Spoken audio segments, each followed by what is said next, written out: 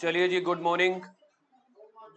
Partnership act का unit number 2 आज हमने स्टार्ट करना है। पार्टनरशिप एक्ट का यूनिट 2 स्टार्ट होने वाला है। उससे पहले 2 मिनट या 3 मिनट में पिछला चैप्टर रिवाइज करते हैं जल्दी जल्दी से। सबसे पहले पार्टनरशिप के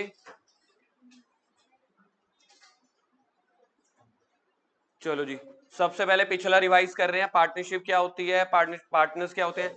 पार्टनरशिप हम किसको बोलेंगे? दो या दो से ज्यादा बंदों को। बिजनेस होना चाहिए, शेयरिंग प्रॉफिट होना चाहिए, एग्रीमेंट होना चाहिए, और सबसे इंपॉर्टेंट प्रायोरिटी पे mutual agency act by all और एनी ऑफ देम होना चाहिए। अगर बड़े सारे पार्टनर्स कलेक्टिवली मिले उसको क्या बोलेंगे? बड़े सारे partners collectively, firm individually partners, और जिस बिजनेस नेम के अंडर काम कर रहे हैं firms name. Element of partnership 5 चीजें: 2 और मोर पर्सन होने चाहिए, एग्रीमेंट होना चाहिए, बिजनेस होना चाहिए, शेयरिंग ऑफ प्रॉफिट होना चाहिए, और म्यूचुअल एजेंसी होनी चाहिए। Agreement express, implied, oral, return सारे हो सकते हैं। अच्छा जी, उसके बाद केडी कमात वाले केस में सुप्रीम कोर्ट बीच में आया था, कहता अगर बिजनेस के प्रॉफिट शेयर कर रहे हो तो लॉसेस भी you have to share. True test of partnership में 2 और ज्यादा पर्सन को उठा के बाकी 4 रख दिए गए। अगर आपको पार्टनरशिप चेक करनी है, पार्टनरशिप ट्रू टेस्ट करने के लिए सबसे पहला प्रायोरिटी एलिमेंट कौन सा चेक करना है?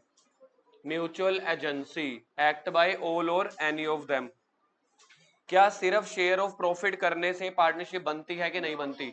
नहीं। जैसे कि लैंडर वाला केस था, विडो वाला केस था, गुडविल वाला केस था, या रेम्युनरेशन सर्वेंट वाला केस था।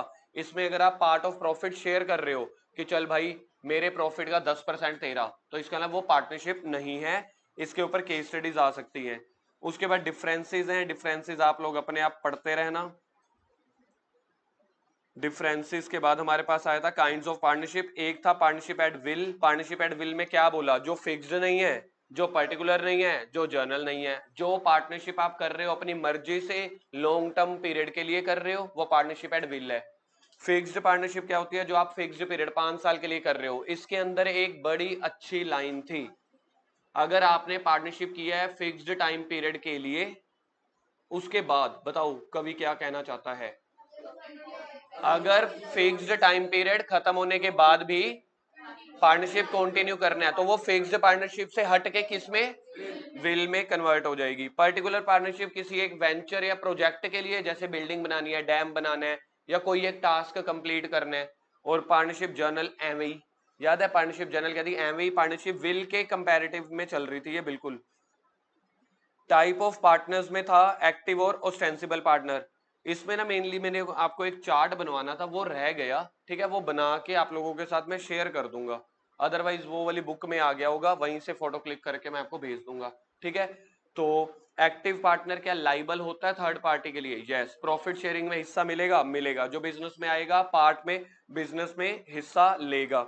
स्लीपिंग पार्टनर क्या होता है? कि जो एग्रीमेंट से हम बना तो लिया है, प्रॉफिट शेयरिंग तो दे रहे हैं उसको, लेकिन वो बिजनेस में आके एक्टिवली पार्टिसिपेट नहीं करता। यहां पे मेन लाइन ये थी, क्या वो लाइबल रहेगा स्लीपिंग पार्टनर? याद है किसी को? स्लीपिंग पार्टनर लाइबल रहता है, लेकिन उसको रिटायरमेंट से पहले पब्लिक नोटिस देना जरूरी नहीं है। नॉमिनल पार्टी जो अपना नाम यूज करने के लिए देता है, लेकिन इसकी खास एक डेंजरस पॉइंट क्या था? थर्ड पार्टी के लिए भी वो लाइबल रहेगा। ठीक है जी। क्या उसको कोई प्रॉफिट मिलेगा? नहीं। क्या कैपिटल इंट्रोड्यूस करता है? नहीं। वो सिर्फ अपना नाम, अपना एक्सपीरियंस कह रहा है कि यूज कर लो।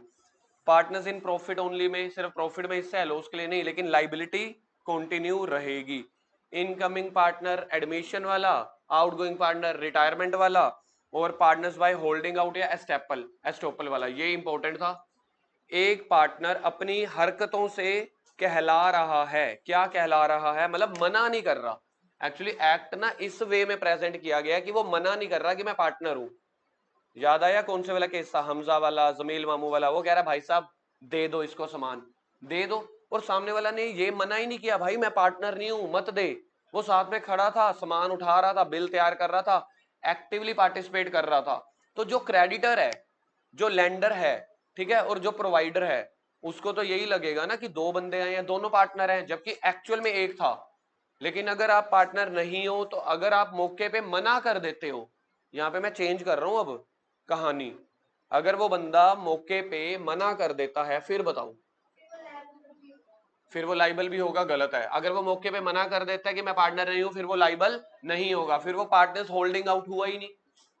होल्डिंग आउट कौन सा होगा? अगर वो शांत है, साइलेंट है, तो सामने वाला एज्यूम क्या करता है कि ये भी पार्टनर है। कल को जब पैसे लेने हैं लैपटॉप के या सामान के या जो भी गुड्स के, तो उससे भी हम पार्टनर से पैसा ले सकते हैं। ठीक है जी, अगले चैप्टर पे आते हैं। क्या चीज है? हाँ हाँ, ये पार्टनरशिप एक्ट का ही चल रहा है। पार्टनरशिप एक्ट में यूनिट्स बांटे हुए हैं, यूनिट 1 2 3 4।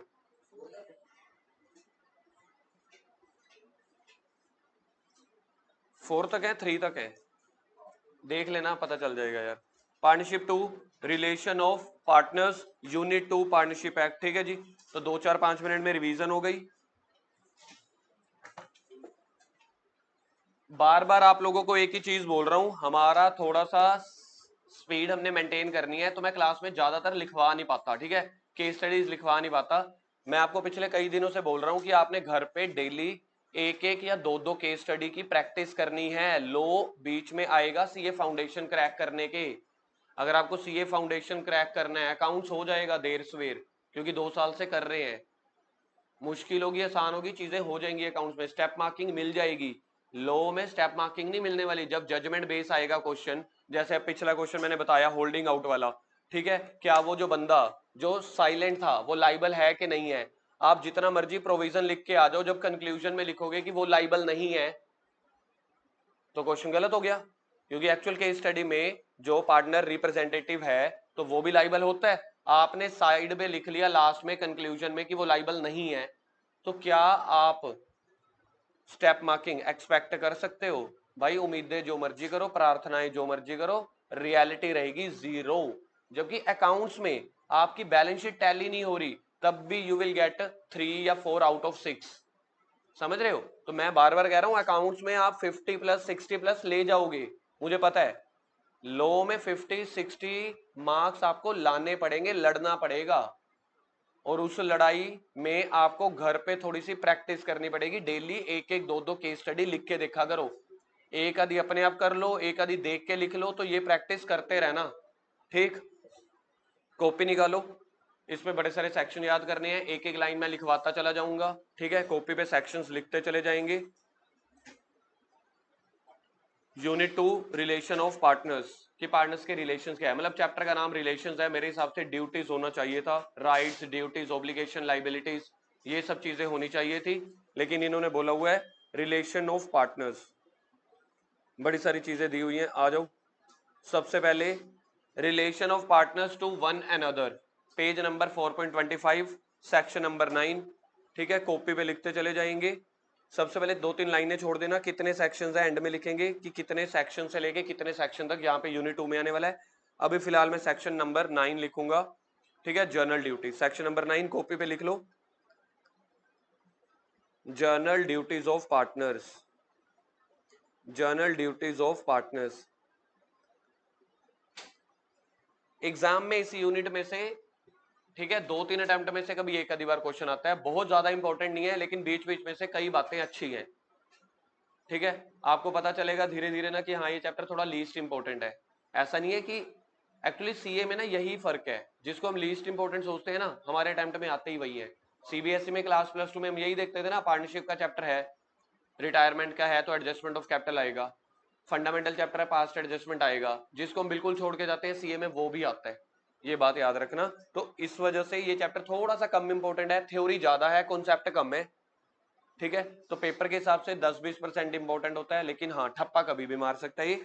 तो पहला है relation of partners to one another, एक दूसरे से क्या रिश्ता है। मेरे को ये समझ नहीं आया, आपको भी धीरे धीरे पता चल जाएगा क्यों नहीं समझ में आया। बाद में कोई कोई चीजें लेके आ जाएंगे, पर एक्चुअल में चैप्टर का नाम होना चाहिए था ड्यूटीज एंड ऑब्लिगेशन या rights and obligation, rights and duties of a partner. पहला बोला सेक्शन नंबर 9। एक्चुअल में ना जो चीजें ब्रैकेट में आती है ना, हम उसको बड़ी कम इंपॉर्टेंस देते हैं। ये सेक्शन 9 इनको पहले लिखना चाहिए, फिर लिखना चाहिए जर्नल ड्यूटीज ऑफ पार्टनर। तो सेक्शन नंबर 9 पहले लिखो। आपको बुक चाहिए, बुक चाहिए। Section number 9 journal duties. Journal duties क्या होती हैं? जनरल ड्यूटीज वही होती हैं जो जनरल है, भाई मैं भी ये कर सकता हूँ, तुम भी ये कर सकते हो। कुछ एक्सप्रेस है, कुछ इंप्लाइड है। हमारी कपड़े की दुकान है, कस्टमर आया तो दूसरे ने कपड़ा बेचना शुरू कर दिया, दुकान पे सामान बेचना शुरू कर दिया, अपने बुक्स ऑफ अकाउंट्स को चेक करना शुरू कर दिया, दुकान पे आया सुबह, एक्टिवली पार्टिसिपेट कर रहा है। ये क्या है? जनरल ड्यूटीज है। क्या ये सब चीजों के लिए एक्सप्रेस अथॉरिटी चाहिए? नहीं चाहिए। तो जनरल ड्यूटीज में ऐसी चीजें आएंगी। Partner should carry the business of the firm to the greatest common advantage.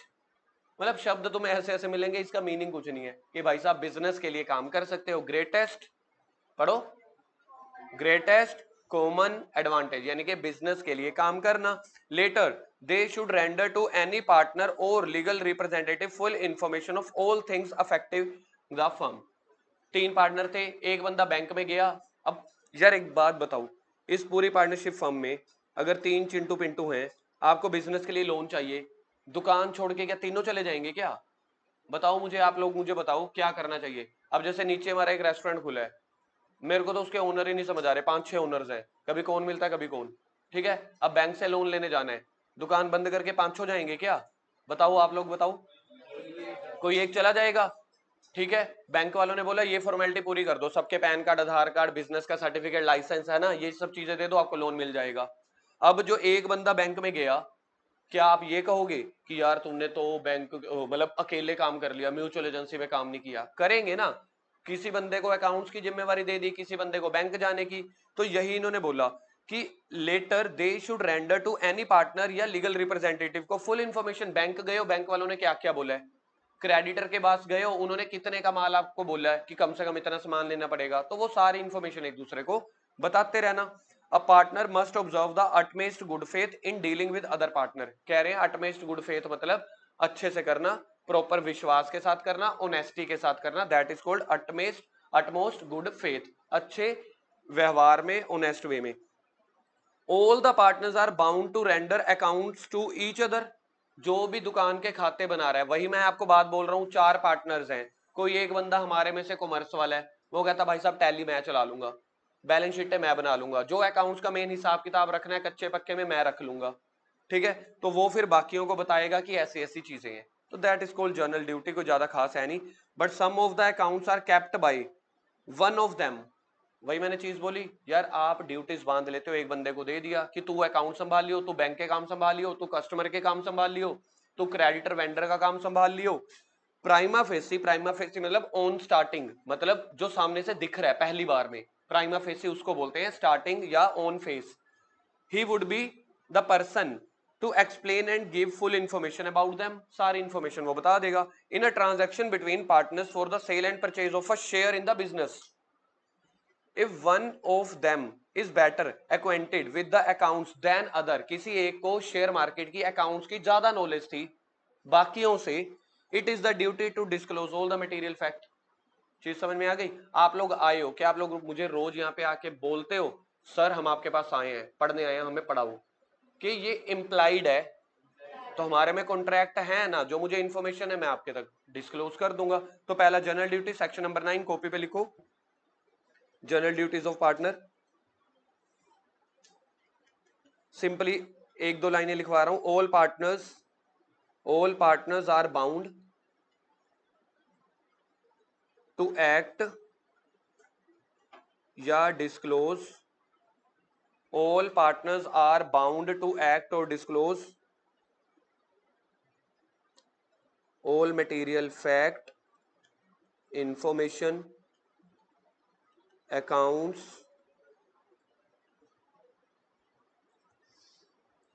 To other partners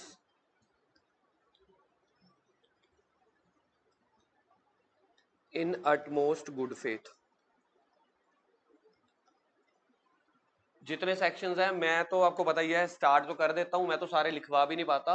तो आपकी ड्यूटी बनती है घर पे रिवीजन करने के लिए, जैसे सारांश आपके पास है पड़ा, तो ये मिनी सारांश आप अपने आप कॉपी पे बनाया करो लो का, क्योंकि लो ऑब्जेक्टिव नहीं आना, केस स्टडी आना है। जितना जल्दी इस बात को एडोप्ट कर लोगे, थोड़ी सी कड़वी दवाई पीनी शुरू कर लोगे। सर कड़वी दवाई क्या है? घर पे डेली लिखना, सिर्फ 2 केस स्टडी का डेली टारगेट बना लो। अगर मेरे पास 90 दिन 100 दिन है, 200 केस स्टडी हम लिख सकते हैं। 200 का हम आधा प्रोविजन काट देते हैं। वैसे प्रोविजन बनता है अकाउंट्स में 2.5% या 5%, मैंने 50% दे दिया।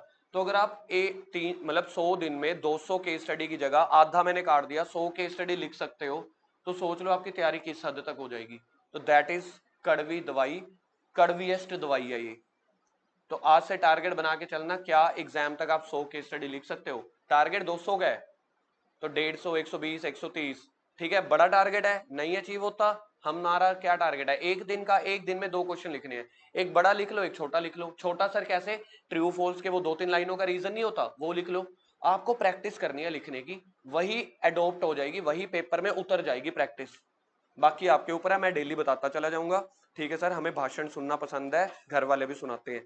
ठीक है, थोड़ा थोड़ा भाषण का 50% असर हम सोचेंगे कि घर पे करते चले जाओ, पूरा नहीं। आगे सेक्शन 10 लिखो कॉपी पे। तो जिन जिन चीजों के मैं ऐसे सेक्शन नहीं लिखवा पाऊंगा, घर पे कॉपी पे आप ऐसे एक एक 2-2 लाइन की लाइन लिखते चले जाना। कोई नोट्स बना रहा है, कोई ऐसे बना ले, जैसे मर्जी लिखो जी। आगे सेक्शन 10 बोलो जी। सेक्शन 10 का नाम क्या है? सेक्शन 10 है duty to indemnify for the loss caused by fraud. Indemnify का मतलब लिखो कॉम्पनसेट करना, काइंड ऑफ।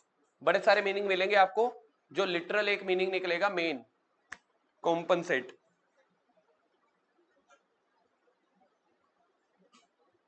लिखो जी indemnify.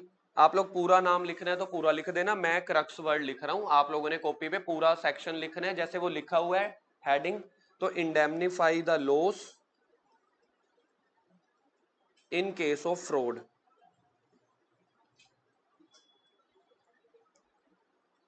Indemnify the loss in case of fraud.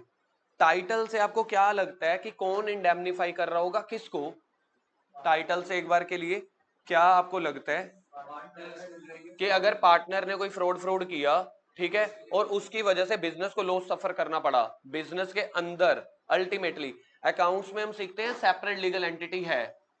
Books of account सीखने के लिए पहला सीखते हैं सेपरेट लीगल एंटिटी है, फिर लॉ बीच में आता है। लॉ कहता है भाई साहब पार्टनरशिप और सोल प्रोप्राइटर कोई भी सेपरेट लीगल आइडेंटिटी नहीं है।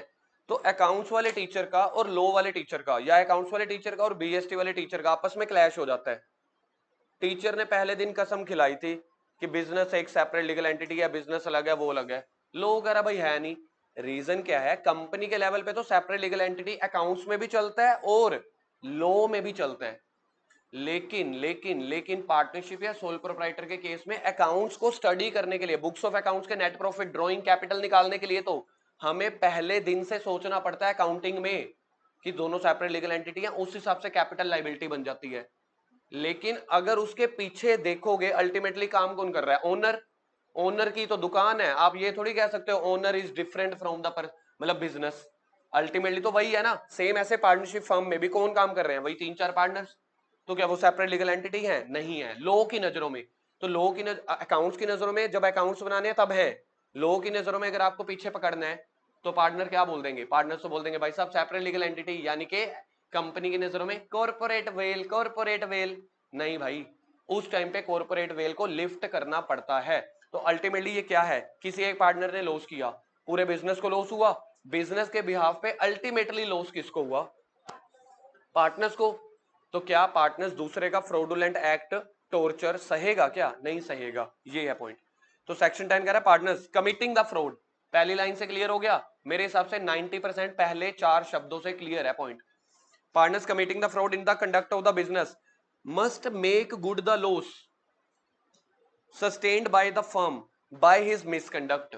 अब तुम्हारे को खोपड़ी में क्या घुसाना है? ये must make good the loss, सीधा मतलब है कॉम्पनसेट करना। लो ऐसा नहीं होता भाई साहब, कोर्ट कचहरी में लो में ऐसी लैंग्वेज नहीं चलती जैसे तुम सोच रहे हो कि हाँ ही शुड कॉम्पनसेट। वो ही शुड कॉम्पनसेट को थोड़ा सा लो की ड्राफ्टिंग क्या करते हैं, the partner committing the fraud in the conduct of the business must make good the loss, मतलब उसको लॉस को अच्छा बनाना है, आप इसको ऐसे समझो। Must make good the loss sustained by the firm, जो फर्म को लॉस सफर हुआ, बाय हिज मिसकंडक्ट, फ्रॉड से तो मिसकंडक्ट बराबर हो गया, and amount so brought in the partnership should be divided between the partnership. क्या समझ में आया सर? समझ में आया कि जो बंदा must make good the loss करेगा, ठीक है, must make good the loss का मतलब है कंपनसेट टू फर्म, और वो फर्म वो वाला प्रॉफिट किसको बांट देगी? सर पार्टनर्स को। सिंपल। फंडामेंटल चैप्टर में पास्ट एडजस्टमेंट सीखा हुआ था, इंटरेस्ट ऑन ड्राइंग लेना भूल गए, पार्टनर से याद आता है कुछ, तो पार्टनर्स से इंटरेस्ट ऑन ड्राइंग ले लेते थे, एक बार आ गई पार्टनर्स में बांट दी। क्योंकि याद है मेरा दूसरा गुरु मंत्र होता था पहले चैप्टर में, बिजनेस कोई भी पैसा अपने पास बचा के नहीं रखता, बांटना ही पड़ेगा। अगला पॉइंट पहले पढ़ लेते हैं फिर लिखवाता हूं इसकी main line. An act of the partner imputable to firm और principal of agency which is a fraud. An act of the partner imputable to firm यानी कि एक काइंड ऑफ आप रिस्पॉन्सिबल लिख लो यार, 3-4 मीनिंग बाकी डिक्शनरी में से निकाल लेना। खतरनाक मैंने आपको एक फीलिंग्स के साथ लिखवा दिया। कोई भी act of the partner responsible होगा फर्म को और पूरी एजेंसी को, विच is a fraud on his को पार्टनर। ऑन हिज को पार्टनर का मतलब पता है क्या है, मैंने एक्ट किया फ्रॉड वाला, बिजनेस को लॉस हुआ, अल्टीमेटली लॉस किसको हुआ, को पार्टनर को। तो लॉ में लैंग्वेज थोड़ा इससे अकॉर्डिंग लिखते हैं। entitle the co-partner as between themselves to throw the whole of the consequences, consequences वही प्रॉफिट को कॉम्पनसेट करना, लाइन वही है, बस सिंपल लैंग्वेज की जगह थोड़ी लॉफुल लैंग्वेज लिख दी गई। if any partner commit the fraud, if any partner commit the fraud, उसके बाद क्यों नहीं लिख रहा गिरीश, कॉपी पे लिखना है, भूल गया क्या। इफ एनी पार्टनर, नहीं कोई संडे का असर नहीं है, कोई संडे है ही नहीं, आज दिन है, कोई संडे संडे मंडे नहीं है।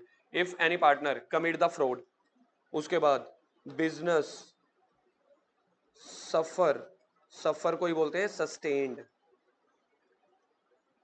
Loss, that partner will indemnify. अब अपने आप समझते रहना, सारी चीजें इतनी इजी भी नहीं लिखवा सकता मैं। That partner will indemnify the loss to the, बता सकते हो टू द ना, गलत है, टू द फर्म, ठीक है। And ultimately firm will distribute that to को पार्टनर्स।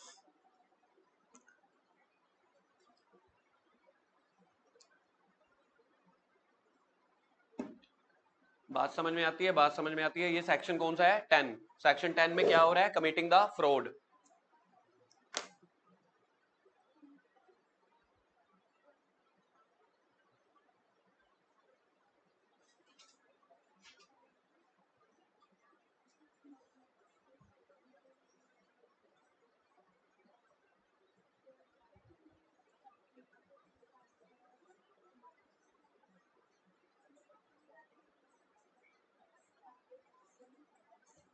चलो जी आगे section 11। Section 11 determination of right and duties contract between the partners. Section number 11 लिखो,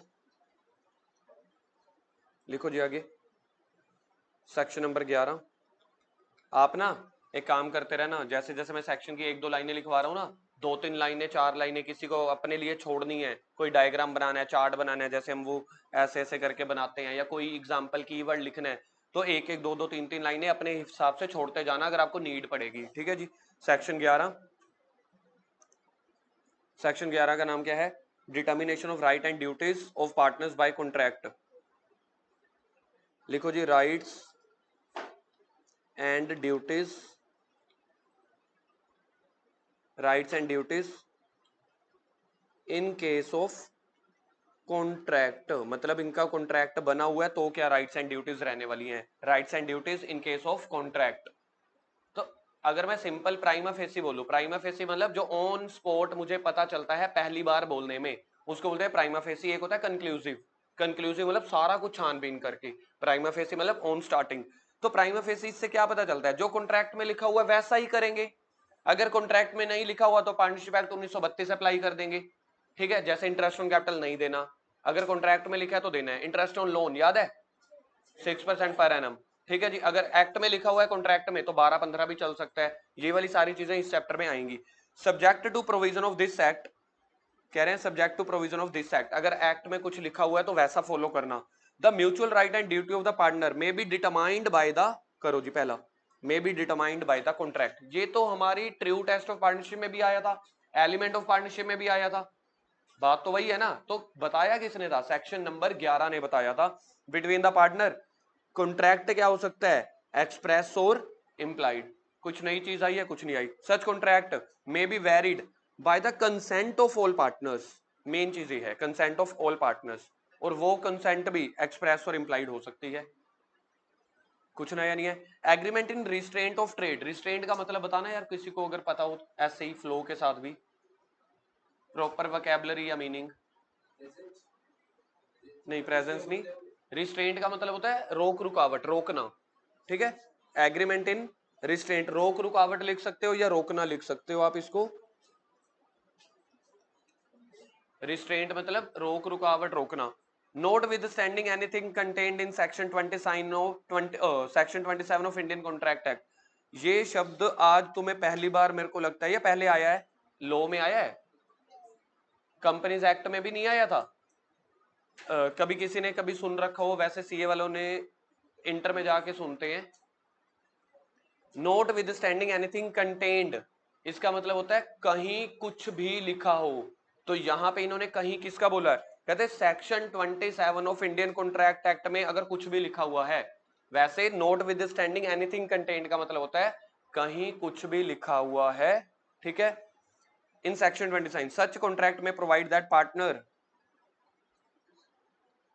partner shall not carry any business other than that of the firm। Simply ये act, ये वाला point restraint of the act ये कहना चाहता है कि partnership firm में हम जितने भी पार्टनर्स हैं सेम वैसा बिजनेस धंधा करने के लिए सामने वाले को रोकते हैं। मैंने अपने ट्यूशन में एक टीचर रखे, ठीक है, कि चलो आप भी पढ़ाओ, लेकिन मैंने उनके साथ टर्म कंडीशन लिखी, फिर आप मेरे साथ पढ़ा रहे हो तो घर पे नहीं पढ़ा सकते। आप मेरे साथ अगर ये सब्जेक्ट पढ़ा रहे हो तो आने वाले, अगर आप मुझे छोड़ के भी चले जाते हो, आने वाले 3 साल मेरे आसपास वाले एरिया में, शहर में फलाना ये वो अकाउंट सब्जेक्ट नहीं पढ़ा सकते। दैट इज मतलब कॉन्ट्रैक्ट होता है ये हर जगह होता है, छोटी छोटी चीजों को छोड़ के। जो बड़ी बड़ी फर्म्स होते हैं, जब स्टार्टअप के साथ आप ज्वाइन करते हो, जब कल को जॉब करोगे तो वो सारा कुछ आपसे एग्रीमेंट कराएंगे। अब चंडीगढ़ में ना, आज से कई साल पहले 2020 की बात है, 2019-20 की, तो हमारे किसी एक बंदे ने स्टार्टअप करना था, क्लासरूम की एक ऐप बनानी थी पंजाब यूनिवर्सिटी की।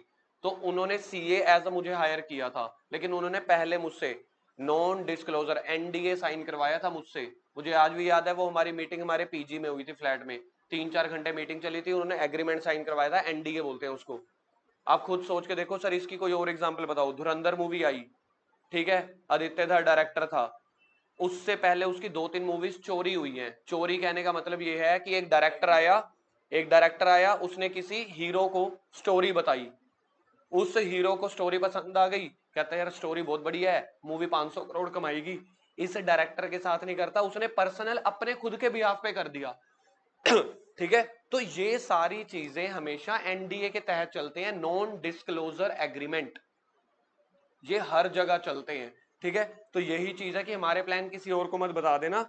Partner shall not carry on business other than that of the firm, जो फर्म का है, ठीक है, while he is a partner, जब वो पार्टनर है।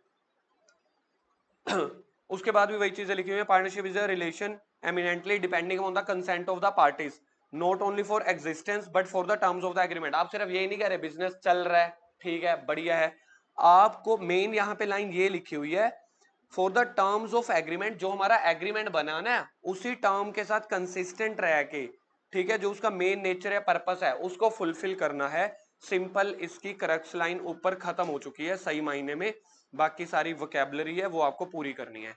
Partner shall not carry on the business, अगर बिजनेस में रहते रहते उसने सेम दुकान घर पे अपनी कर ली,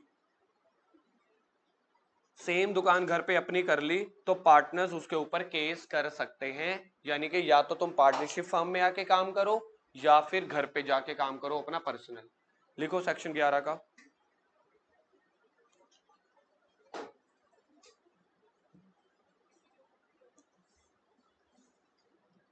all partners will act according to agreement.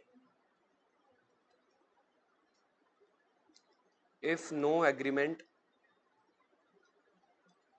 agreement then act according to partnership act. Ultimately contract के एग्रीमेंट के दायरे में रह के ही काम करने हैं। बीच बीच में पूरे कंपनीज एक्ट में 5 से 10% आपको हार्ड लैंग्वेज मिलेगी, ठीक है, पर जरूरी नहीं है हमने उस हार्ड लैंग्वेज को रट्टा मारना है। हमारे पास तो मैक्सिमम केस स्टडीज आनी है, तो हमें तो केस स्टडी के हिसाब से आप लैंग्वेज थोड़ी सी ड्राफ्ट कर सकते हो 10-20%। अगला section conduct of the business section 12। Conduct of the business section 12, अब ये थोड़ा सा अजीब खेलेगा जी, थोड़ा detail. Section 12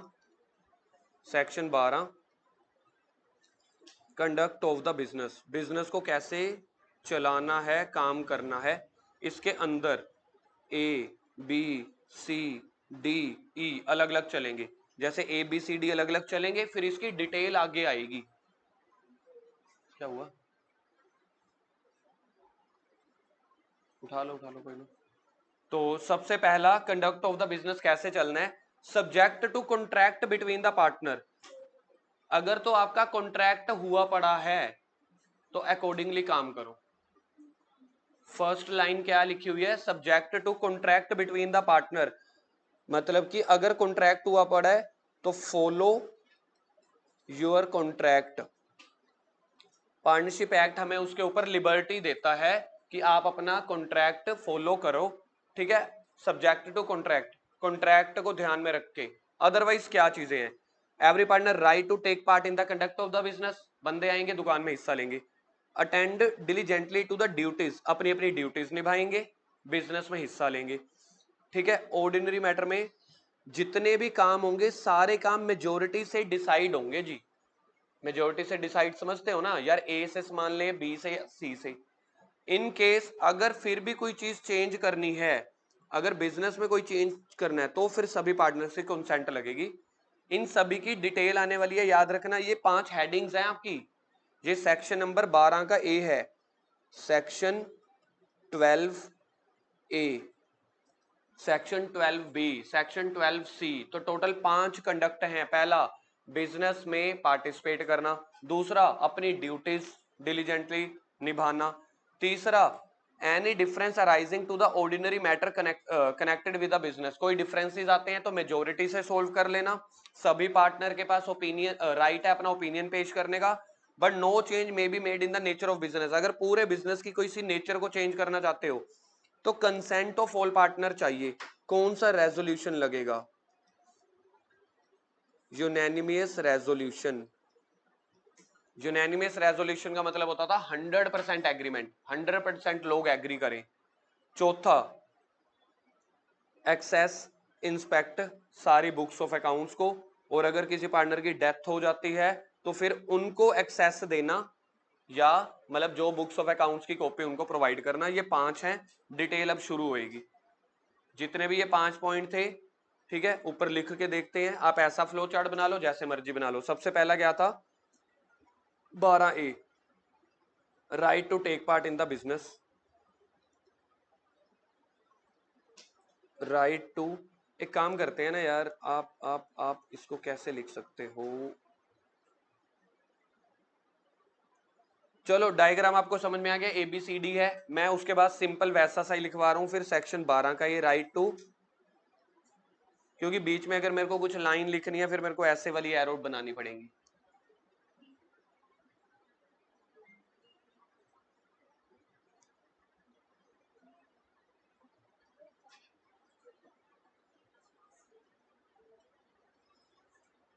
right to take part, right to take part in the business. चलो जी आ जाते हैं, क्या लिखा हुआ है इसकी डिटेलिंग में। इसकी डिटेलिंग में आ जाओ। एवरी पार्टनर लिखा हुआ ब्रैकेट में, सेक्शन 12 है, every partner has the right to take part in the business, this is because partnership business is a business of partner. Wow शाबाश, मजा आता है ऐसी लाइनें पढ़ के। Partnership business is the business of partners and their management powers are generally को extensive. ये नहीं समझ आया, पढ़ के देखो, फ्लो के साथ आ जाएगा।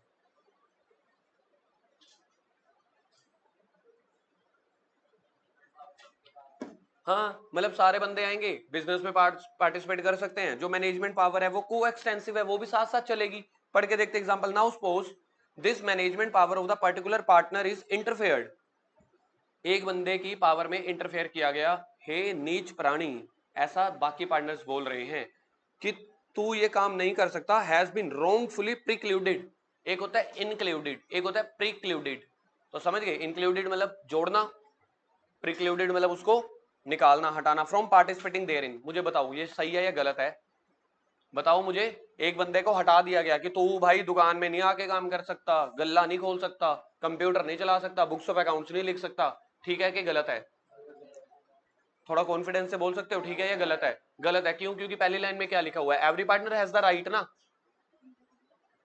केस स्टडी तो यहां से शुरू होती है भाई साहब, ऊपर तो एवं ही था, असली तो ये है। मसाला अब गिरेगा। Can the court interfere in these circumstances? The answer is in affirmative. इसका क्या मतलब होता होगा? अफर्मेटिव का मतलब क्या होता है? पॉजिटिव। अफर्मेटिव का मतलब होता है पॉजिटिव, यानी कि यस, यानी कि एग्री। ये चीजें हो गई। क्या कह रहे थे? कहते एक बंदे को रॉन्गफुली हटा दिया गया, क्या कोर्ट बीच में इंटरफेरेंस कर सकती है? इंजंक्शन के थ्रू कर सकते हैं। इंजंक्शन कंपनी एक्ट में भी पढ़ा था, कोर्ट कचहरी के रूल रेगुलेशन के थ्रू, एक लीगल नोटिस के through. Court can and will, by आ गया, इंजंक्शन आ गया, इंजंक्शन आ गया, मतलब कि अपने कोर्ट कचहरी के जो भी लीगल नोटिस वगैरह दे के फॉर्मेलिटीज पूरी करके restrained other partner from doing so. मतलब बाकियों को क्या करा जाएगा? रिस्ट्रेंड। रिस्ट्रेंड का मतलब क्या लिखवाया था अभी? रोकना, रोक रुकावट कर सकते हैं। तो बस ठीक है जी। Above mentioned provision of the law applicable if there is no contract between the partner. कह रहे हैं ये सारे प्रोविजन तब लगेंगे अगर कॉन्ट्रैक्ट नहीं है। लेकिन अगर ये चिंटू मिंटू पिंटू ने पहले से ही कॉन्ट्रैक्ट में लिख दिया कि ये जो बीच वाला पिंटू शिंटू है ये थोड़ा सा ठीक ठाक ही है, एक्सपीरियंस कम है, इसको हम बैंक की ड्यूटीज, इसको हम बैंक की ड्यूटीज नहीं देंगे, कॉन्ट्रैक्ट में साफ सुनहरे शब्दों में लिख दिया गया। फिर बताओ क्या फिर कोर्ट कचहरी बीच में आएगी कि नहीं? ठीक है जी, आपको समझ में आ रहा है? Now you are all involve in the law. ठीक है जी। तो कह रहे हैं ये अबव मेंशन्ड प्रोविजन, समझ में आता है? अबव मेंशन्ड प्रोविजन, ऊपर लिखे अनुसार, ऊपर लिखे प्रोविजन तभी एप्लीकेबल होंगे if there is no contract to the contrary. मतलब अगर आपने ऐसी कोई भी कंडीशन नहीं डाली। It is quite common to find the term in the partnership agreement which gives only limited power of management to a partner. कहते वो तो चलेगा, बैंक के काम तू कर लियो। ठीक है जी, बाकी पढ़ लेना आगे। सेक्शन 12, हाँ बी की डिटेलिंग नहीं है तो 12A में क्या लिखा हुआ है उस चार्ट पे आओ। Right to take part in the every business. ठीक है जी। Otherwise, otherwise court will interfere, otherwise को right to take part in the business. ये समझ गए मैंने अदरवाइज क्या लिखवाया यार? ये लाइन अपने आप अब समझ आना कि अगर किसी ने किसी को रोका तो court will interfere in absence of any contract, in absence of any contract. बोलो जी, समझ में आया? अगर कॉन्ट्रैक्ट बना हुआ है ठीक है, नहीं बना हुआ तो कोर्ट इंटरफेयर करेगा। आगे सेक्शन नंबर 12 का बी।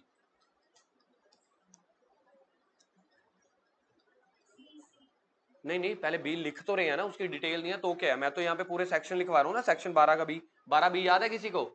Conduct duties diligently. ठीक, कॉन्टैक्ट कंडक्ट ड्यूटीज डिलीजेंटली। ठीक है जी। सेक्शन नंबर 12 का सी बोलो क्या था? सी बोलो क्या था? आजो।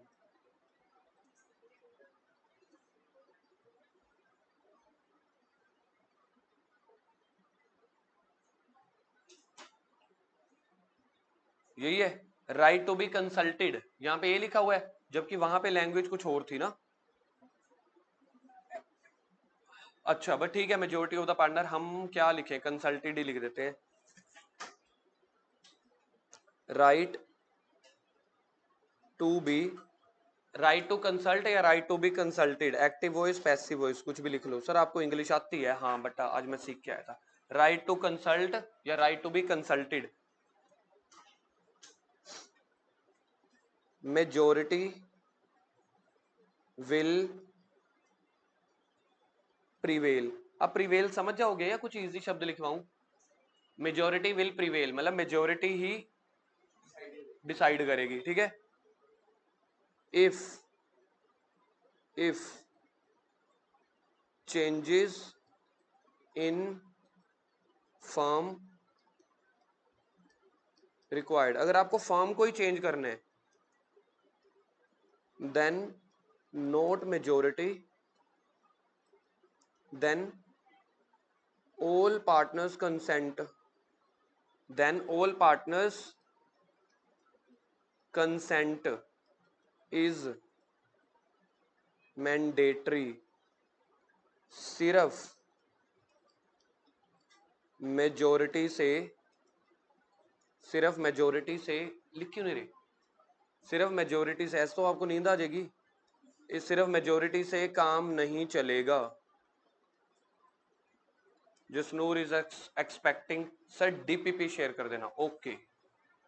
तो मेजोरिटी विल प्रिवेल, ठीक है, राइट टू बी कंसल्टेड। उसके बाद कंबाइंड पॉइंट क्या है,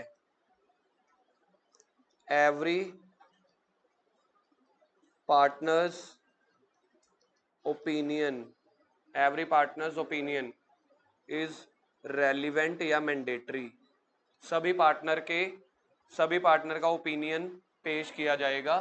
टॉपिक खत्म हो गया, यही था।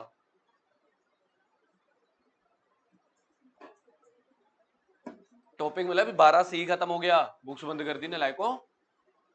चलो जी,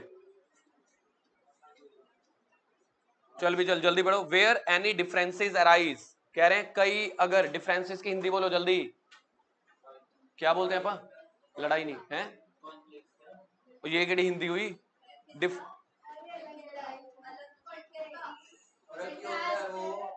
यार न्यूज चैनल वाले विवाद ना, यार डिफरेंसेस की एक हिंदी होती है, न्यूज चैनल वाले इतना तो बोलते हैं यार उन विवाद। हाँ अगर पक्ष विवाद नहीं यार, मेरे को ना इस विवाद से आप एक काम करो, न्यूज़ चैनल खोलो, बिन बिन सर न्यूज़ चैनल खोलो आप। भिनता, चलो मैं ढूंढ के लाऊंगा, इस पे मैं आऊंगा, मैं इस पे दोबारा जरूर आऊंगा। अगर कोई डिफरेंसेस, अंतर अंतर अंतर, हाँ जो मुझे तो अंदर से ये वाला शब्द आ रहा था ना, अगर कोई अंतर आता है किसमें, between the partners regard to business of the firm, ठीक है, it shall be determined by the views of majority. अगर कोई डिफरेंसेस आ रहे हैं, मेजोरिटी डिसाइड करेगी। Every partner shall have the right, क्या the right to express his opinion before the matter is decided, सारी चीजें लिखवा दी। But no change in the nature of the business of the firm can be made without the consent of all partner, यानी कि अगर business की nature में कुछ चेंज चाहते हो तो क्या मेजोरिटी से संभव है? नो मतलब कि फिर कह रहे रूटीन मैटर है, मेजोरिटी चलेगी, ठीक है, हो गया। चलो अगला, right to access to books 12D, आ जाओ जी, आ जाओ 12D, जल्दी आ जाओ, section 12D, section 12D। Sir 12 days नहीं 12-20, बेटा एक 20 हुए हैं, मुझे भी लगा शायद सेक्शन टाइम 12-20 हो गया। लिखो जी 12D, क्या था नाम, जल्दी बोलो, टाइटल बोलो, टाइटल देख के, बुक्स आपके पास है। Right to access of books of accounts, ये कौन से बुक्स हैं? ये बुक्स ऑफ अकाउंट्स हैं। क्या बोल रहे हो, ये क्या बोली कन्या? सेक्शन 12E, चलो जी आगे, सेक्शन 12E, 12E बोलो, डेथ ऑफ पार्टनर है, देखना जल्दी से बोलो 12E। हाँ तो 12E चलेगा, डेथ ऑफ पार्टनर के केस में legal higher, death of partner के केस में legal higher will, legal higher will get access to books and conduct of business।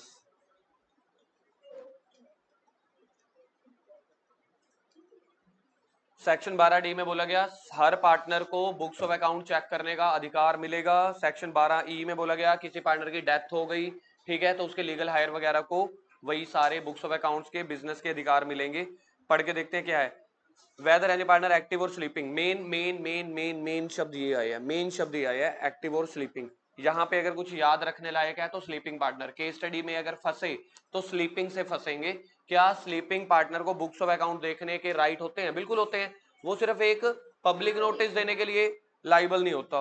कह रहे हैं the right must however be bona fide. Sir ये केड़ा FIDE हुआ?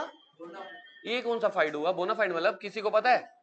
मैंने क्लास +1 +2 में कभी एक आधी बार तो लिखवाया ही होगा, वो तो तुम्हें याद नहीं है ना। नहीं, क्या बोनाफाइड का मतलब होता है, मैं अभी पढ़ लूं क्या होता है।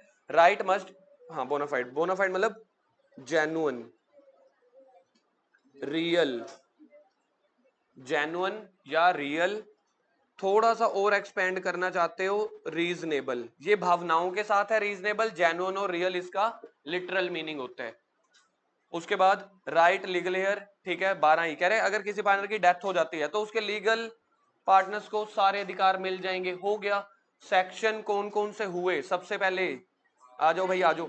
सबसे पहले हुआ था सेक्शन 9, जर्नल ड्यूटीज रहेंगी। 9 के बाद 10, फ्रॉड इंडेमनीफाई के केस में करना पड़ेगा, करना पड़ेगा। 11 में क्या था? कॉन्ट्रैक्ट के केस में क्या ड्यूटीज होंगी? अगर कॉन्ट्रैक्ट में लिखी हुई है तो वो वाली, अदरवाइज एक्ट बताएगा आपको। सेक्शन 12 के अंदर 5 थे। पहला, right to take part of the business, right to take part of the business. 12 B बोलो जल्दी से। हाँ जी, सेक्शन 12 बी। नहीं सुन रहा, थोड़ा सा ऊंची और ऊंची। डिलीजेंटली अपनी ड्यूटीज परफॉर्म करनी है। 12 सी, कंसल्टेंट, यानी कि अगर कोई डिफरेंसेस, कोई मुद्दे डिसाइड करने हैं मेजोरिटी से, फर्म की नेचर में कोई चेंज करना है तो यूनैनिमस, यानी कि 100% कंसेंट ऑफ ऑल पार्टनर। क्या स्लीपिंग पार्टनर को, मेरा क्वेश्चन सुनना आप ध्यान से, क्या स्लीपिंग पार्टनर का ओपिनियन लेना जरूरी है कि नहीं? पक्की बात है, पर एक्ट में तो कहीं लिखा नहीं हुआ है, तो पार्टनर ही तो ओपिनियन उसका भी लेना पड़ेगा। 12 D, right to access of the books, क्या स्लीपिंग पार्टनर को बुक्स ऑफ अकाउंट का एक्सेस मिलेगा? 12 ही, डेथ के केस में यस। आगे आ जाओ सेक्शन 13। सेक्शन 13 क्या कह रहा है? सेक्शन 13 कह रहा है mutual right and liabilities. Sir ऊपर क्या था सेक्शन 12? हेडिंग याद है? सबसे पहले चला था सब कंडक्ट ऑफ द बिजनेस, सबसे पहले चला था याद है, रिलेशन से स्टार्ट हुआ था ये वाला चैप्टर। तो कह रहा है 13 में क्या है? 13 में फिर से देखो ये 5 पॉइंट है, फिर से 5 पॉइंट की आगे देखो ड्यूटी है सेक्शन 13A। ठीक, क्या गल करेंगे? Section 13 mutual rights and liabilities. अभी तो बड़ा सारा टॉपिक पेंडिंग है, जितने कराने हैं आज।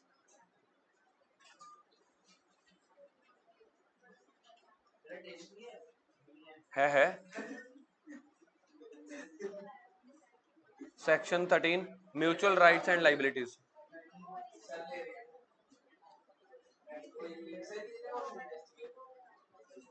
25-30 है। बताना आगे क्या लिखा हुआ है। इधर यार, इधर यहाँ पे ध्यान दो। Mutual rights and liabilities, mutual rights and liabilities. इसके अंदर फिर से पॉइंट नंबर 5 है। बताओ जी सेक्शन 13A क्या कह रहा है? जल्दी से देख के बताओ। इसको अब हम बाद में लिखेंगे, पहले अब हम बुक में से ही पढ़ रहे हैं। चलो आ जाओ सेक्शन 13। सबसे पहला कह रहा है सेक्शन 13 में, ठीक है, rights and obligation subject to contract. फिर से इन्होंने वही बात लिख दी, कॉन्ट्रैक्ट को पहले फॉलो कर लेना, या जो कॉन्ट्रैक्ट में लिखा हुआ है उससे according, otherwise partner is not entitled to receive remuneration. लो जी, सर +2 में पूरा साल गलत पढ़ा दिए क्या? क्लास +2 में P&L एप्रोप्रिएशन के डेबिट में क्या क्या आता था, किसी को याद है? सबसे पहले कहां से शुरू होता था P&L एप्रोप्रिएशन का डेबिट? गलत, interest on capital, salary, commission, reserve, remaining profit. तो वहां पे हम सैलरी दे रहे थे, यहां पे क्या लिख दिया गया?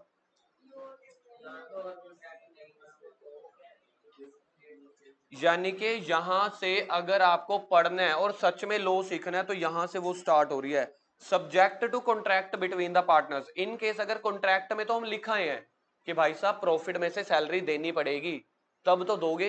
ये तो सब्जेक्ट टू प्रोविजन है ना, एक्ट कह रहा है वैसे नहीं देनी। अगर एग्रीमेंट में नहीं लिखा हुआ तब आप किसी को सैलरी पार्टनर्स को दे ही नहीं सकते। सर फिर पार्टनर को क्या मिलेगा अगर सैलरी नहीं मिलेगी? तो प्रॉफिट शेयरिंग रेशियो में प्रॉफिट मिलेगा।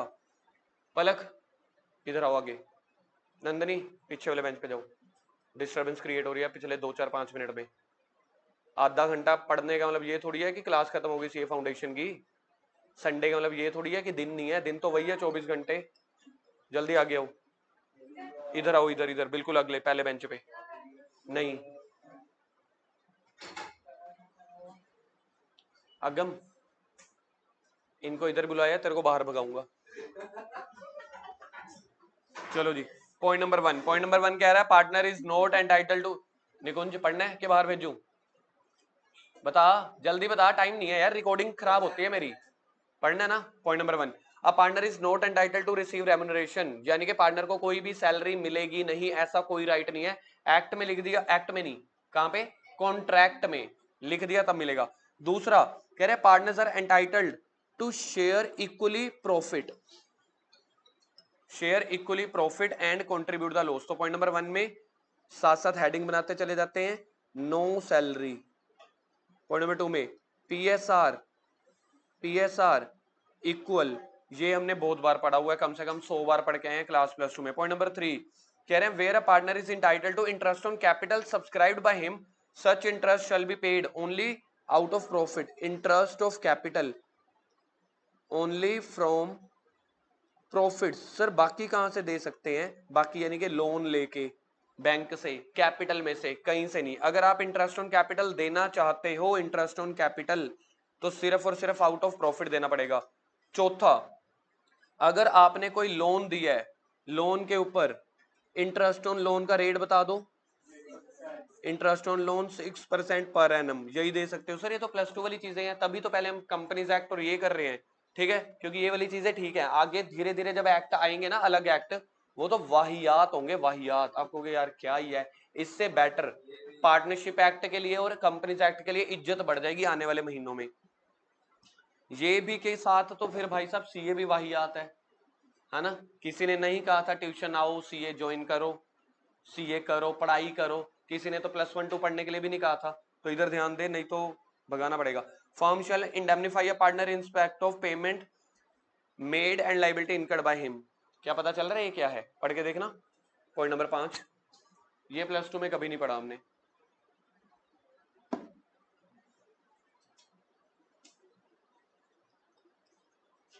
फर्म पार्टनर्स को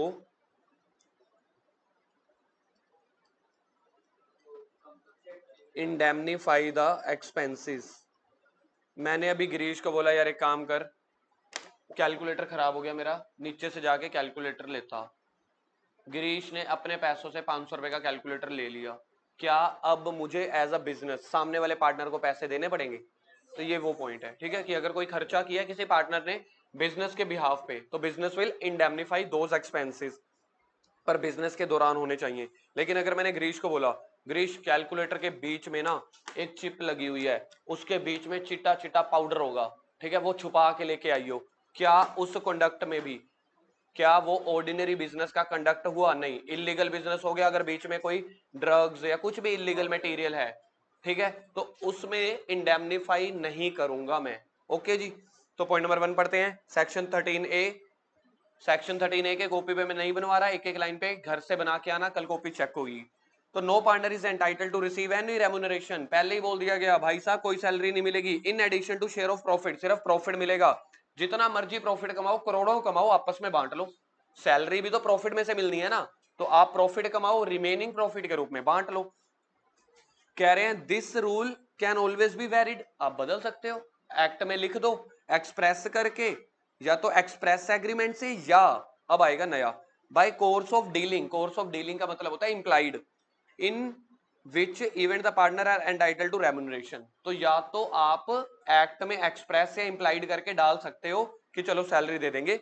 Thus a partner can claim the remuneration even in the absence of partnership where such remuneration is payable under the continued usage of the firm। मैं तुम्हारे ऊपर थोड़ा सा challenging part डाल रहा हूं, यहां से लेके यहां तक मुझे आप पढ़ के बताओ, ये मैंने समझाया ही नहीं है तुम्हें अभी पिछले 2 मिनट में।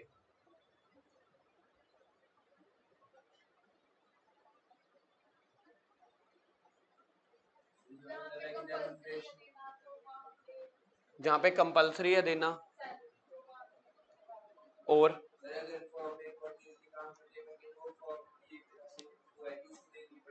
हाँ बिल्कुल ठीक है, मतलब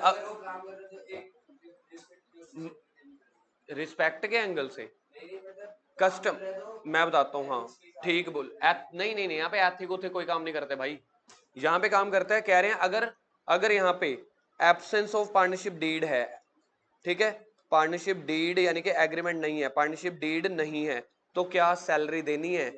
नहीं देनी, ठीक है। लेकिन लेकिन लेकिन अगर उनका कस्टम, उनकी कॉन्टिन्यूटी, उनका ट्रेड कल्चर, नहीं तो समझ नहीं रहा यार, ये पहले मैंने जर्नल पॉइंट लिखा है, पॉइंट नंबर 1 में पहली लाइन पर no partner is entitled to receive, ये मैंने वो लिखा है। उसके बाद अगर कस्टम या ट्रेड है, उनकी रीति रिवाज नीतियां चलती आ रही हैं, मैं एक पार्टनरशिप फर्म में आया, पिछले साल से, पिछले कई सालों से, मेरे दादाजी के टाइम से या पिछले कई पीढ़ियों से ये देते थे यार, जब कस्टम एग्रीमेंट कॉन्टिन्यूड यूजेज चल रही है उस टाइम पे पार्टनरशिप एक्ट भी कुछ नहीं कर सकता, ये है खतरनाक पॉइंट। कहते हैं अगर आपका कस्टम चलता चला जा रहा है, आप पहले से ही ऐसे करते थे, फिर आपने कॉन्ट्रैक्ट किया है चाहे नहीं किया, अगर कस्टम या ट्रेड वाइज चल रहे हो तो आप सैलरी दे सकते हो। सर सिंपल बताना, सबसे पहले अगर आपको मैं पॉइंट की बात करूं, आप सैलरी रेम्युनरेशन नहीं दे सकते। पॉइंट नंबर 2, एग्रीमेंट बना लिया दे सकते हो, एग्रीमेंट नहीं बनाया नहीं दे सकते। लेकिन अगर एग्रीमेंट नहीं बनाया, पिछले कई सालों से आपके बिजनेस का कल्चर था, रीति रिवाज थे, नीतियां थी, पॉलिसीज थी, चला आ रहा है, तो दे सकते हो, तब एक्ट भी आपको कुछ नहीं कहेगा, लेकिन उसका प्रूफ देना पड़ेगा कि देखो हर महीने हम बैंक में देते ही हैं, ऐसे नहीं कह सकते कि कैश में। अब देखो, अब समझ में आया? तो कह रहे हैं ही कैन क्लेम इट, ये मतलब आप लोग देख लेना, आप इसको अपने खुद की लैंग्वेज में कैसे हाईलाइट कर सकते हो। He can claim it even in the absence of contract, लिखवा दिया वैसे मैंने, ये थोड़ा बहुत एंगल इसका आप लोग देखो, आप अपने हिसाब से कैसे इसको इज्जत प्रदान कर सकते हो। पार्टनरशिप डीड नहीं बनी हुई, सैलरी नहीं देनी, कस्टम ट्रेड के अकॉर्डिंग सैलरी दे देनी है, या फिर अगर एक्ट कॉन्ट्रैक्ट बना हुआ है, कॉन्ट्रैक्ट बना हुआ है, फिर तो यार बड़ा सिंपल है, सैलरी दे ही देनी है। यहां पे तो मेरे को मेनली ये लिखा था even if there is no contract, तो खतरनाक पॉइंट तो ये सेकंड वाला ही हुआ ना, कॉन्ट्रैक्ट नहीं बना हुआ सैलरी देनी है, बताना सिंपल, कॉन्ट्रैक्ट नहीं बना हुआ सैलरी देनी है नहीं, कॉन्ट्रैक्ट बना हुआ है, अगर कॉन्ट्रैक्ट नहीं बना हुआ रीति रिवाज चले आ रहे हैं, देनी है। चलो जी अगला, right to share the profit, हर पार्टनर को इक्वली शेयर मिलेगा, लेकिन अगर एग्रीमेंट में पीएसआर डिफरेंट है सो फॉलो एग्रीमेंट, समझ आ गया होगा? अगर एग्रीमेंट बना हुआ है तो उस अकॉर्डिंग दो, एग्रीमेंट नहीं बना हुआ तो इक्वली दे दो, ये तो क्लास +2 का ही पार्ट है। Rules applicable in the absence of partnership deed क्या होते थे? पीएसआर विल बी, अगर पीएसआर बनी हुई है तो उस पीएसआर में कितने क्वेश्चन किए हमने? कम से कम 500 क्वेश्चन करे होंगे, 1000 क्वेश्चन किए होंगे 532 में, 321 में, ठीक है, तो ये पढ़ लेना। इंटरेस्ट ऑन कैपिटल, कह रहे following element must be there before, ठीक है जी, एलिमेंट होने चाहिए। कह रहे अगर आप इंटरेस्ट ऑन कैपिटल देने की इच्छा रखते हो, एक्सप्रेस एग्रीमेंट होना चाहिए, ठीक है, और प्रैक्टिस होनी चाहिए पर्टिकुलर पार्टनरशिप की, या ट्रेड कस्टम चला आ रहा हो, रीति रिवाज चले आ रहे हो, अगर आपने एक्सप्रेस नहीं लिखा, रीति रिवाज चले आ रहे हैं, हम हर पार्टनर को देते हैं, तो काइंड ऑफ इंप्लाइड कॉन्ट्रैक्ट ही तो हो गया, तो यानी कि एक्सप्रेस कॉन्ट्रैक्ट भी चलेगा, इंटरेस्ट ऑन कैपिटल देने के लिए इंप्लाइड भी चलेगा। या फिर अगर कल को स्टैट्यूटरी प्रोविजन लिख दिया गया, स्टैट्यूटरी प्रोविजन का मतलब निकाल सकते हो आप क्या होता होगा? स्टैट्यूटरी प्रोविजन यानी कि अगर लीगल प्रोविजन एक्ट में ही लिखा हुआ हो, अगर लीगल प्रोविजन एक्ट में लिखा हुआ है फिर तो यार हम कुछ कर ही नहीं सकते, फिर तो एक्ट के अकॉर्डिंग देना पड़ेगा, नहीं तो कॉन्ट्रैक्ट कौन कौन सा हो सकता है? एक्सप्रेस भी, इंप्लाइड भी। अगर आप ध्यान से देखोगे इंप्लाइड वर्ड कहीं पे मेंशन नहीं है, लेकिन अगर आप लॉ की नजरों से देखोगे, this is your implied, this is your implied practice, हमारी कई सालों से प्रैक्टिस चली आ रही है, कई सालों से ट्रेड कस्टम बना हुआ है, ट्रेड कस्टम मतलब मेरी दुकान की नीतियां रीति रिवाज बने हुए हैं, तो काइंड ऑफ इंप्लाइड ही तो हो गया। आगे इंटरेस्ट ऑन एडवांसेस, बस इसको तो मैं करा ही नहीं रहा, 6% पर एनम, अगर एक्ट में 12 लिखा हुआ है, कॉन्ट्रैक्ट में, सॉरी एक्ट में नहीं, कॉन्ट्रैक्ट में 12 लिखा हुआ है, तो 12 नहीं लिखा हुआ तो 6। राइट टू इंडेमनीफाइड, अगर पार्टनर्स ने अपने बिहाफ पे नहीं, बिजनेस के बिहाफ पे अपनी जेब में से कुछ खर्चा किया, कोई थर्ड पार्टी की लाइबिलिटी चुकाई, बैंक की ईएमआई की, तो वो उसको मिलेगा। ठीक है जी, मिलेगा जी, बहुत बढ़िया है। लेकिन वो सारी चीजें ना दुकानदारी के अंडर होनी चाहिए। आप कैलकुलेटर लेने गए हो तो कैलकुलेटर ही लेने जाओ, उसके अंदर कुछ और इलीगल मटेरियल नहीं सप्लाई होना चाहिए। और इंडेमनीफाई द फर्म, ऊपर 5 पॉइंट दिए थे, ठीक है, 5वें पॉइंट को 2 बना दिए, right to indemnify and to be indemnified. क्या आप इसका मीनिंग समझ पाओगे? देखना, एक होता है राइट टू इंडेमनीफाई, एक होता है राइट टू बी इंडेमनीफाइड। मतलब एक कह रहे हैं कि अगर आपने कोई खर्चा किया आप ले लेना, दूसरा बोला अगर आपने बिजनेस को कोई पैसे देने हैं दे देना। दोनों चीजें इन्होंने लिख दी। राइट टू इंडेमनीफाई में आपने पैसे देने हैं, इंडेमनीफाइड में आपको पैसे मिलने हैं। A partner must indemnify the firm for the loss caused to it by wilful neglect in the conduct of the business. पढ़ के देखो, ये तुम्हें समझ में ही नहीं आएगा वैसे, जितना ईजी है।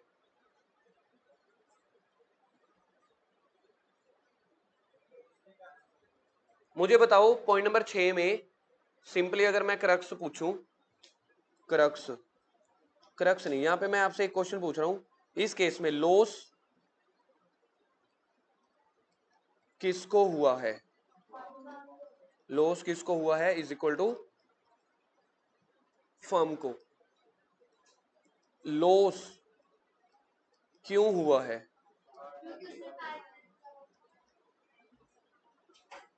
क्यों हुआ है, बता सकते हो? बता सकते हो क्यों हुआ है लॉस? पार्टनर्स की नेग्लिजेंस से। पार्टनर्स की नेग्लिजेंस मतलब पार्टनर्स की विलफुल, मतलब पार्टनर्स को पता था यार अगर मैं इससे सामान खरीदूंगा एक्सपायर सामान है, ये जो जिसको मैं एडवांसेस पे कर रहा हूं दिल्ली की कंपनी को, मेरे को पता है ये फेक कंपनी हो सकती है, वो मटेरियल पहुंचाएगी ही नहीं। तो अगर पार्टनर्स को पता था, बिजनेस का चेक 5 लाख का 10 लाख का दे दिया, और बाकी पार्टनर्स मतलब पता लग गया पार्टी फ्रॉड है, उन्होंने सामान डिलीवर किया नहीं, तो यानी कि उसको पता था ना, आधा अधूरा भी पता हो, ठीक है, तब भी जो पार्टनर की अनदेखी की वजह से बिजनेस को लॉस सफर हुआ वो भरना पड़ेगा। ठीक है, चलो बाकी करें कल या निबेड़ लें वाला सेक्शन 14।